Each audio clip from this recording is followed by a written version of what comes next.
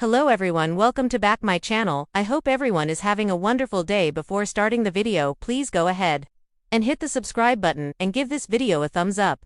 The bold and the beautiful recap is finally in for Thursday, June 19, 2025. In today's episode, Katie, Logan, Heather, Tom learns that Nick Marone, Jack Wagner is back in town. Taylor, Hayes, Rebecca Budig, and Ridge Forrester, Torsten K have an uncomfortable discussion. Plus, Steffi Forrester, Finnegan, Jacqueline McInnes would ask Daphne Rose Moriel Hilaire to come back at Forrester Creations. Hope, Logan, Annika, Noelle, and Carter Walton Lawrence St. Victor tell Steffi how grateful they are to be back. The brunette says she's impressed by some of the things they started while in charge, such as the fragrance line. The numbers are super impressive. Carter and Hope are pleased. Steffi wants Daphne to come back. Steffi brings up that they are engaged now. She thinks Daphne will understand. Hope says there is understanding and then there is respecting. Carter thinks it will be okay and Steffi agrees. Steffi can't launch another fragrance without Daphne. FC needs the nose. Hope and Carter magically appear in the supply closet and proceed to make out. Carter can tell that Hope is bothered by Daphne. Hope knows it makes business sense and says she's not insecure. It's Daphne she doesn't trust. Carter and Hope discuss the Daphne situation and trust. Daphne will be a constant reminder of what happened. The coup doesn't think that the nose will come back. They kiss and share a warm embrace as Hope gets a worried look on her face. Meanwhile, Steffi calls Daphne. They talk about the men's cologne. It is amazing and unbelievable. Steffi needs the perfume's creator in Los Angeles. Steffi also needs her friend back. Daphne says no. Steffi keeps trying. Daphne still says no. She heard about the engagement. Ridge wants Daphne to come back. They need her. The nose says no, once again. She can't think about Carter. Off the phone, Daphne thinks about Carter. Several flashbacks are shown of Carter and Daphne. At Eric Forrester's John McCook estate, Ridge pours himself a drink. Taylor asks if he wants to talk about it. Ridge claims ignorance and changes the subject. Taylor pushes. He was withdrawn last night. Ridge tells her about Nick and Brooke, Logan, Catherine, Kelly Lang. Taylor jokes about Ridge and Nick reconnecting and starting fresh. Ridge calls Nick a pompous ass. Taylor asks how it feels to see Nick with Brooke. Ridge admits that Nick is his half-brother, but he feels more like a distant cousin. Ridge calls him a tool. Ridge doesn't like seeing them together. There is history. Ridge says if Brooke wants to spend time with Nick, that's up to her. However, Taylor doesn't seem to believe him. Taylor tries to reason with Ridge. Taylor brings up that Ridge hates Nick like he hates Bill Spencer, Don Diamont. The designer claims that they are both egomaniacs, but this has nothing to do with Brooke. The psychiatrist raises her eyebrows. Taylor says Brooke is a grown woman and she can take care of herself. Taylor says Nick and Brooke are finding their way back to each other. Ridge freaks out, so Taylor asks more questions. Ridge covers and then says, "We good?" Tridge hug as both have worried looks on their faces. Brooke is in Katie's office. The brunette can tell her sister is distracted and assumes it's about Ridge. Brooke tells her about Nick returning. Katie smiles, but doesn't seem thrilled. Katie thinks it must be nice to be pursued. The minute Tridge reunites and Brooke is suddenly single, Nick shows up. Brooke admits to a kiss. Brooke tells her that Nick couldn't believe she's still stuck in the same old Ridge situation.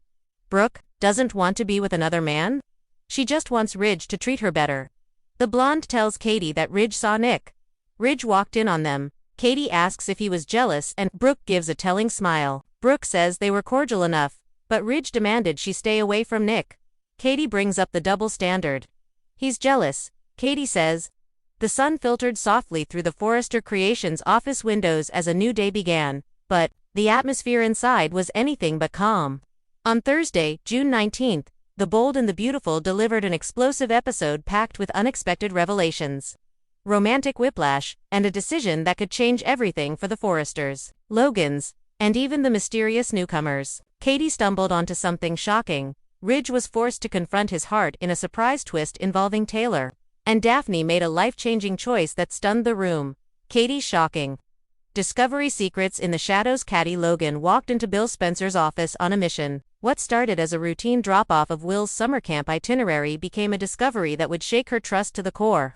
As she placed the folder on Bill's desk, her eyes caught a manila envelope addressed to FS Confidential. Curiosity got the better of her. When she pulled it open, what she found made her breath hitch. Inside was a series of private investigative documents, photos of Finn meeting with Poppy, and one startling image of Luna and Hayes in the Forrester nursery, accompanied by notes indicating someone had been tracking their movements. Katie, why would Bill have someone following Luna and Hayes? And why does this report reference Sheila Carter's old contacts in it? Suddenly, the door swung open. It was Justin Barber. Justin, Katie, you weren't supposed to see that. Katie, is this what I think it is? Bill's been spying on Finn, on Luna, on Hayes. Justin tried to remain neutral, but the damage was done. Katie stormed out, the folder clutched to her chest, her heart pounding. Her mind was racing. Was Bill still entangled in some secret scheme? And worse, was he using their grandson, Hayes, as bait? The Tridge twist Ridge caught between two loves meanwhile, at the Forrester estate. Ridge was still reeling from the emotional conversation he'd had with Brooke the night before. She had poured her heart out, reminiscing about their decades-long history. But now Taylor had returned from a humanitarian trip in Morocco with clarity and conviction. She wanted Ridge not in a passive, longing way, but actively. Taylor, I've spent enough of my life waiting for love to choose me. I'm choosing now. I want a future with you, Ridge, but not as your second choice. Ridge was taken aback. Taylor looked strong, radiant and resolute. It wasn't a plea. It was an offer, on her terms. Enter Steffi, who just happened to overhear her mother's bold declaration. She pulled Ridge aside. Steffi, Dad, Mom's right. She deserves someone who isn't always looking over her shoulder at Brooke. But if you love her, really love her, say it now. Don't drag this out. Later, when Ridge was alone in the Forrester living room, he stared down at a framed photo of himself, Brooke, and RJ from years ago. Then he picked up another one, him, Taylor, Steffi, and Thomas. He sat down with a sigh, torn between two worlds. At that very moment, Brooke entered through the open door. She had something to say, and it wasn't what Ridge expected. Brooke, if you choose Taylor, I won't fight anymore. I've fought long enough. I deserve a man who wakes up every morning and knows he wants me. Ridge, you're saying you'd walk away. Brooke, no. I'm saying I'm finally giving you permission to choose. I love you, Ridge, but I won't wait forever. The Tridge twist wasn't just Ridge revisiting a love with Taylor, it was him being forced to choose between comfort and conviction. Between a love that fought through fire and one that steadied him through storms. Daphne's decision, sister, savior, or saboteur. Across town, at Il Giardino, Daphne was waiting nervously at a secluded table in the back patio. Poppy had asked her to meet, and Daphne had a gut feeling it wouldn't be a casual chat over wine. Poppy arrived, looking flustered and wary. Poppy, I know you've been spending more time with Finn, and I know you've been thinking about telling him, Daphne, telling him the truth, that his connection to Luna goes deeper than he thinks. You mean, that kind of truth? Poppy, don't do it, Daphne, please, for Luna's sake. For all our sakes. Daphne's eyes filled with conflict. Ever since she'd arrived in LA, her role in Luna's life had shifted. Once just the eccentric aunt, she was now becoming something of a confidant, even a threat. Daphne, she deserves to know the truth. You all do. And if it means finally ripping this bandage off, then maybe I should be the one to do it. Just then, Finn arrived, unannounced, but not unwelcome. Finn, what truth? Both women froze. Finn, you've both been acting weird for weeks. If this is about Luna, or me, or my son, I need to know. Daphne looked to Poppy, then back to Finn. She took a deep breath. Daphne, I can't be the secret keeper anymore. It's not fair to anyone. But before she could say more, Poppy interrupted. Poppy, she's thinking of moving back to New York. That's the big news, that's all. Finn didn't look convinced, but he nodded slowly. After he left, Daphne turned sharply to her sister. Daphne, I was going to tell him the truth. But you just gave me another reason not to. Poppy, thank you. Daphne, don't thank me yet. My silence comes at a cost. Later that day, the pieces start to shift. Katie returned to Forrester Creations, folder in hand. She needed to warn someone. But who? She found Steffi in her office, poring over children's designs with Luna. Katie, we need to talk now. Privately. Steffi gave Luna a nod to step out. Katie handed her the folder. Steffi's expression shifted from curious to stunned. Steffi, why would Bill be tracking Hayes? Katie, I think he's not the only one. This smells like Sheila. Or someone tied to her. Maybe someone pulling Bill's strings or using him without his knowledge. Steffi, I have to tell Finn. Katie, wait, just think first. If there's any chance this is connected to Poppy or Luna, if someone's using this baby and Hayes to manipulate your husband, Steffi, then we're in more danger than we thought. Meanwhile, Daphne stood outside Finn's office at the hospital. Her hand hovered over the door handle. Her mind replayed the conversation with Poppy, the pain in Finn's eyes, the words she didn't say.